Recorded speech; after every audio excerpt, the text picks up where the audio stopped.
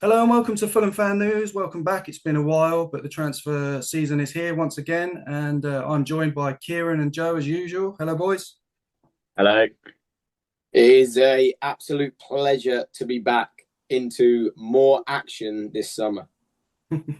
And I'm joined by London's original Charlie, who has recently started a YouTube channel. So we're going to hand over to him. He's going to tell us a few things about his YouTube channel. He does some great media stuff already, some lovely articles on Medium. So, Charlie, tell us all about what's going on with you. But as first, thank you so much for having me on. And yeah, thanks for the opportunity. But the channel basically the whole premise is me trying to put my the most of my free time that I spend thinking about Fulham into some sort of resource. Um, but I'm trying to put across a sort of a more authentic, unpolished view while trying to mix in a little bit of hopefully pragmatism and maybe a tiny bit of knowledge. But we'll see how that goes. I'll let you be the judge. Okay, brilliant. Yeah, I've read a few of the articles on Medium, and you talk about things that sometimes people don't really want to talk about, which is really good, like the TC stuff. I read that one earlier on when the news last night broke about TC. So, yeah, really good stuff. I enjoy reading it, boys. I don't know if you've read any of Charlie's stuff. If not, go check it out on Medium. It's obviously on X as well. Are you on Instagram, Charlie? I'm not really on Instagram, like my personal account, but not for Twitter and Medium are the main two. Yeah, thank you. Fantastic. Brilliant. No worries. Obviously, tonight we have to talk about the news that has broken that Kenny Tete has signed a new 3-year deal with the option of another 12-month from the club. For me personally, I think it's a fantastic deal to get done, finally. Fulham don't do things quickly, as we all know. Um, and he's probably one of the best right backs in the Premier League, 29 years old, probably in his prime. And for me, it's a really good deal to get done. Leaves funds elsewhere to go for a striker, for a winger, for an eight. Kieran, I'll start with you. How do you feel about the news tonight? Kenny Tete? Yeah, I'm really happy. I think we've seen countless times whenever he's not injured that he's just consistently good right back. And I think to lose him, we saw the reaction from Fulham fans on Twitter, how they were all going mental at the fact that Kenny Tete could leave, especially to a club like Everton, which are quite a little bit below us in the rankings. So I think it's great to have him sign a new deal. Obviously, whenever I think of Kenny Tete, I just think of that one performance he put in at Chelsea away, where he got man of the match and he was just absolutely unbelievable. And to know we've got 3 more years of performances up to that sort of level and maybe even higher, is amazing. Obviously, Marco Silva giving him a ring, another crucial part of the deal, getting done. So once again, it's happened again where Marco Silva's worked his magic over the phone and convinced a top player to stay at a club that is finally not being picked apart. Where we've got other clubs finally being picked to their best assets like Brentford and Bournemouth. I'm not going to complain about that because it's great to watch. Charlie, what's your opinion on the Kenny Tete news this evening?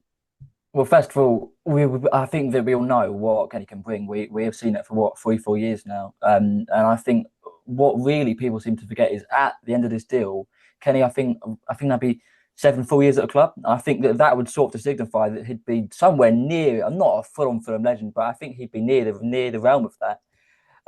But yeah, 100%. I think the floor of the squad's brought up by Kenny's, re-signing. I think at the very least, it's 10-15 million we have to spend on a light of another part of the squad, So very happy. Yeah, brilliant. Oh, just on that, what you were saying there, I think Kenny's definitely in the bracket of Steve Finnan now. I think there's definitely a lot of competition there between the fans as to who's the best right back Fulham have had now. So probably after 7 years at the club, you probably have to say Kenny will be there. Joe, your opinion? I am nothing short of delighted that we've kept the king of the cottage. Um, it really shows kind of where we are, that we are, and I'm going to say it, above Everton. We are a better club than Everton. No matter what their fans have said on social media for the past few weeks, we are a better club than Everton. And this really has shown in Kenny's decision. I I'm going to go out on yet another limb and say that I think he is one of the, if not the best defensive fullback in the league. I mean, what he brings us defensively is absolutely phenomenal. His tackles, his interceptions, his blocks, fantastic. And that's not someone that you want to let go for free. The fact that I saw someone put out that it's phenomenal that we brought Kenny Tete for about 3 to 5 million, and we were somehow going to make a loss on such a fantastic player, and that just doesn't seem right. And he said at the end of last season, after we played City in a post-game interview, that he wanted to have more memories with Fulham, and he wanted to keep playing for us. And I guess he's proved that now, and fair play, he wanted to get a little bit more money, and he's got that little bit more money. And we've got him for longer as well. So I think it's a win-win, and I'm so happy that we've managed to keep him. Absolutely, definitely. So we'll move on to the rumours, because not much else has happened for Fulham. Not yet, anyway. Typical, yeah. Slowly, as always. Obviously, the main rumour is Romelu Cardozo from Gostepe, I want to say. I probably butchered the name, but hey-ho. He's a striker, 23-year-old Brazilian. David Ornstein posted this one, so everybody knows it's definitely something in it. Apparently, they want around 20 million euros. We've offered 16 with add-ons, so roughly 18, I'd say, in total, something like that. So we're not too far off of it. Has gone quiet the last couple of days, which, as we all know, could mean it's going well or it's going bad for Fulham. They like to keep things very, very quiet. Charlie, how do you feel about potentially signing Romelu? Is he the sort of player that Fulham can kick on with? I think that nothing really should be expected of a light of Cardozo within his first season in Fulham. I think he is a developmental player, really. I think that he's got all the attributes of a top striker. He's 6'4". He's got a great ability a lot on the ball, and he's also quite fast as well. He's got all the attributes to be a top striker. The player that I sort of would liken him to, from what I've heard about him and seen about him, which I will admit I've not seen masses of Turkish football. I'm sure you're shocked to hear. I think that I'd try and liken him to Liam Delap. He's sort of an unpolished striker who has got a real ability in the air, obviously being 6'4" and on the ball. Being fair choice, I think that gives Fulham the perfect time to develop him. I think it'd be a decent signing. Yeah, that's a very good point. I think also that with Jimenez adding the year, I think this gives a striker a chance to come in, develop, get used to the Premier League, get used up to the speed of the game with the players, and then next season kick on when Jimenez goes. Boys, Kieran, I'll start with you. How do you feel about the link to Romelu? Yeah, like Charlie, I've not really read up much on him, and I don't know too much about Turkish football, but obviously it looks like an exciting link. I'd say that for a start. I think, again, having the competition between strikers is probably going to be quite crucial, because I think it's fair to say Muniz next season will be our nailed number 9. Obviously, he was a bit unfortunate with injury second half of this season, but when he did play, I think he offered something. He still offered something going into attack, and if we can obviously bolster our options around him, that will really help us, I think. I think having the competition between Cardoso, Muniz and Jimenez, I think will be really good. 3 good attacking options. They all each offer their own thing. I think you said something a minute ago about Cardoso and being, I don't know, Charlie said it was sort of like a unpolished striker, but sort of had good assets like in the air and stuff. So, and then Jimenez obviously good with like pens and stuff and all that jazz. And then Muniz, we know what he's capable of already. So I think, we can expect a lot from him, I think. But again, I think him coming in 1 year out of Jimenez leaving potentially is good to sort of get the ball rolling, get him started, get him into the squad, playing around with the rest of the team, and seeing what he's capable of. Because you never know, he could be so amazing. He could just immediately work his way into the starting 11 within a couple of weeks. So I'm very excited by it, to say the least. Yeah, I mean, it's the most exciting and most solid link I think we've had so far. Joe, opinion? Yeah, I was just going to say, ask me and probably most Fulham fans what we want next season in terms of up front. We want Muniz. We want Muniz starting. So if we need that third striker, we need to get a striker in who's going to be prepared to be that third striker. Now, I look at some of the players that we've been linked to. Calvert-Lewin, he's not going to be that player. We've got Jimenez as an older backup. We don't want another old player. If we want someone who's going to be happy perhaps being not second fiddle per se, but competing, not a guaranteed place in the first team, then it's going to need to be someone younger, going to need to be someone from perhaps a less established league. And I think Cardoso, as well as, you know, to mention other links like Pepe as well, I think both of them provide us with exactly that, a player who doesn't exactly demand starts right away, but someone who shows so much promise. And I'll be honest, I wasn't so clued up with Cardoso either, but I found a little compilation on YouTube, and now I'm convinced we've got a second R9 in our squad. He looks like a man who's hungry for goals, always when he's in front of goal, wants to score, wants to look for where the back of the net is. And that's what you really want in a striker. I did think maybe he was perhaps a little bit greedy in the clips that I did see, but that is what you want in a striker, especially a young striker, someone who wants to score goals. So that really does excite me. And like you mentioned, Tom, the fact that it's gone silent for a few days actually makes me think that it's progressing even better. It seems like our deals a lot of the time just come out of nowhere. We get a little exclusive. Cardos is officially signed for Fulham. So I've got my fingers crossed that I've got all sorts of notifications on at the moment. So I'm looking forward to doing a little victory dance around my room in the next few days. Well, I mean, he's not the only one. We've seen recently links to Tolu Arakaderi, the Genk striker. I mean, he's massive. He's 6'4". He is huge. It reminds me of Kenwyn Jones. Get him up for a corner. Technically, a lot better.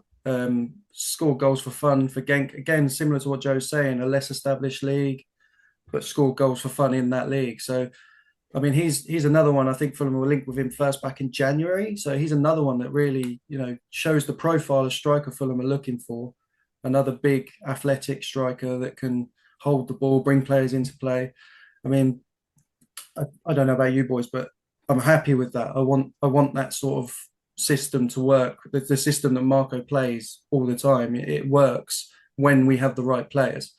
I want to move on to like Reece Nelson and Zinchenko from Arsenal, because obviously we get called Arsenal 2.0, Arsenal's B team. Charlie, how do you feel about the links to those players? I think Zinchenko, it sort of isn't the flashy rumour that we've seen, even with Cardoso. You know, he's a young Brazilian. I think Zinchenko will help sort of raise the floor a lot of the squad, similar to what Cardoso does, really. But he's versatile. I think that he showed at PSV and at FC Youth in Russia that he can come inside and play centrally because he played mainly in the 10 for both of those clubs. And obviously at Man City and Arsenal, he's been mainly an inverted fullback. So I think his versatility will be very useful for Silverside, and getting Robinson some decent backup that isn't a out of position Ryan Sessegnon, I think is crucial. That say we want a fourth consecutive cup run. But I think what I'd really outline his starting role as in the squad would probably be somebody to replace Prewa. I think that his temperament off the ball, I think the way that he presses really sort of likens himself to Prewa, with the way that Prewa sort of leads the press for Fulham. So I think that's sort of what I shadow him in for. But I think that he'd just sort of be not a utility man, because I think that's a bit of a disservice to him. He'd be a solid signing. We're going to be going, oh yes, we've got Zinchenko in. No, but I'd be happy with it. Yeah, and then Nelson as well. Nelson's a tricky one, because I think that he showed in periods last season that he's a really sort of unique player in this Fulham team, and I think towards the last few game weeks of the season we really did miss him a lot. I remember at Tottenham away he was, you know, running at people, being really direct. I think that he showed that in quite a few games last season. I remember at Preston away he did that as well. There was decent limits when for when he's good there, especially. So yeah, say that he does leave. Thanks, Reece, for that. But no, for sub 10 million, I'd take him on. Would I be willing to go into a like bidding war with Bournemouth? No, not really. But 10 million, yeah, sure. Yeah, okay. Joe, anything to add?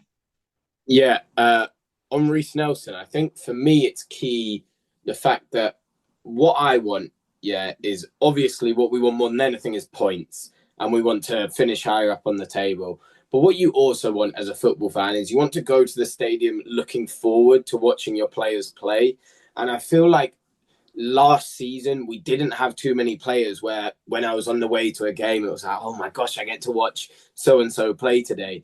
And Reece Nelson gives you that. It's like, oh, I get to watch him. Some of the skill moves he was pulling out, and just like Charlie said, how direct he was. Like it would excite me going to watch us play. And that's not something I've felt since watching like Willian in like a couple seasons ago in his debut season. And it is, as Charlie mentioned, something that we really lack, like a direct winger. Like, don't get me wrong, I think Wilson is great, Iwobi's great, but they aren't the type of people who will run at their man, take them on and be direct. And sure, you need system wingers in a team, and especially in a system like ours. But also sometimes when it's not working, you need someone who's willing to just run at their man, make something happen. And we don't have too many players who have the individual quality to just make something happen. And I think Reiss Nelson, although we didn't see too much of it last season, we definitely saw glimmers of it. And I think give him a full season. I think he was unfortunate with the lack of injuries. Oh, sorry, not lack of injuries, with the plethora of injuries. But I think give him a full season and we really could have a player on our hands.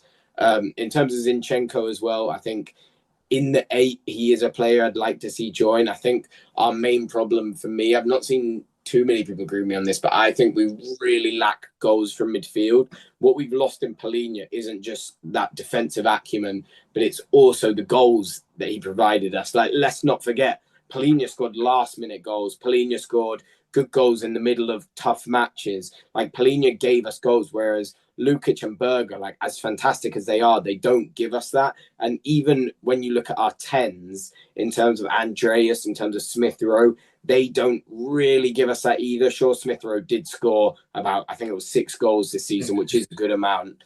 But that was quite towards the beginning of the season. And we do lack goals in our midfield. And I think, I'm not saying Zinchenko will bring us goals, but he drives play forward. And we need more attacking-minded 8s. And I think when he plays in that 8, especially for Ukraine, I live with a Ukrainian, so I've watched Ukraine play quite a bit, and he really brings something different to that team. Yeah, it's good. Yeah, Kieran, anything to add? I think with on Zinchenko as well, I think his Premier League experience as well is crucial. It will really help the Fulham team if it obviously goes through. I hope it does because he's a great player. I think he's been absolutely excellent for Arsenal. The Premier League experience again. I think he's an all-round great player, and I agree with Joe in terms of he offers something as an inverted, like I think it's an inverted fullback or something. It can go. He can play centrally, and I think he will offer some goals as well. Whether he's scoring them or assisting them, I think he's definitely got the quality to do that. On Nelson, I think I would be happy to see him come back, but I agree with Charlie in the sense that I don't think we should be splashing loads on him. I think we should probably get him in maybe for less, like anything between 10 to 15 million. And I think we should put a bit more money into trying to get another like proper winger with attacking output. I heard Joe say it before that one thing we lacked so much this season, more than most, was a winger with attacking output. Because obviously Smith Rowe was only getting up and running. He was struggling with 4-man injuries and stuff. Nelson obviously got injured halfway through the season. We brought back Willian. He didn't really hit the ground running this time. And obviously Iwobi and Wilson and Adama they've been doing well. No doubt about it. But I think we just need one nailed winger that we can bring in that's got good attacking output. And as Joe said, we can go to games and think, yeah, I get to watch this player play alongside Reiss Nelson, play alongside this player, and just something to make it a bit more exciting again. But I would be happy to see Reiss Nelson come in, and I'd be equally as happy to see Zinchenko come in. And apparently we're now Arsenal 2.0. Yeah. I mean, for me, Nelson, I'd like to see him come back, but I'd also like to see another winger come in as well. So Nelson isn't expected to be that guy straight away. You know, he's had 2 hamstring snaps. That's, for me, I don't think I've ever heard that. So he's the sort of player that we need to nurture back if he does come back. I know we've done it a few times before with players like Sessegnon, for instance. But I'd like to see another winger. And we need a Semenyo, a Clive, someone like that who will score you 15 goals from the wing. And we should have had a Clive. Well, that wasn't. Yeah, it haunts me every day. Yeah, we should have, but we didn't. Oh, well. I just want to finish with Rocco Reitz, the Gladbach central midfielder. Jack Kelly and Florian Plettenberg both broke the story of this he played in the under-21s final for Germany the other day. I don't know personally much about him. I watched that final and he looked very tenacious. But Charlie, do you know anything about Rocco Reitz? I did an article on him last night. So from what I've gathered on him, little plug there. My apologies. But from what I've gathered on him, for me, he's Fulham's most exciting link this summer. I think that he's really got the talent to transform this Fulham midfield. The player that I compared him to in my article was Declan Rice. Like, I think that he sort of brings that defensive solidity that we sort of saw with Japalinha, but I think he also brings a bit more ability on the ball. He's quite diminutive. He can get forward. I think as well, what I saw that was quite unique in his game, watching a few of his games, was he likes to get beyond the striker, make runs in behind, and he also can arrive late, which I think Joe was speaking about this. We really do lack some goal scoring edge from midfield, but that was sort of in 23-24. He got 9 goal involvement, 6 goals that was as well. Last season, he was more of a disciplined midfielder.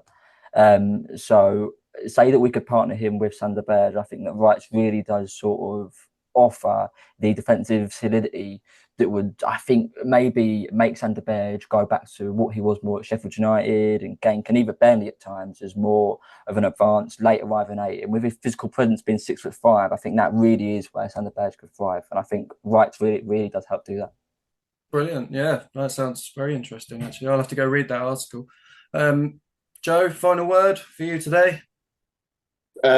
Final word is that in terms of on Rocco Reitz or just in general? Just in general, mate. I can make a great general statement, which is that the players are coming. We're gonna get some Fabrizio bombers, some Ornstein bombers. They will come. And I think they will get the right players, because a lot of the more reputable links that I'm seeing, like Rocco Reitz, are the ones that excite me more. Like, as Charlie said, I think he would perfectly link up with Berger, moving Berger more into that position that he was more familiar with before. The links that seem to be more reputable are the ones that are exciting me more. And that fills me with confidence. We know that from experience that a lot of the players we sign, it will come out, Fulham are interested in this player, then perhaps a day later, Fulham have signed this player. So I would say, if I had to summarise it, keep the faith.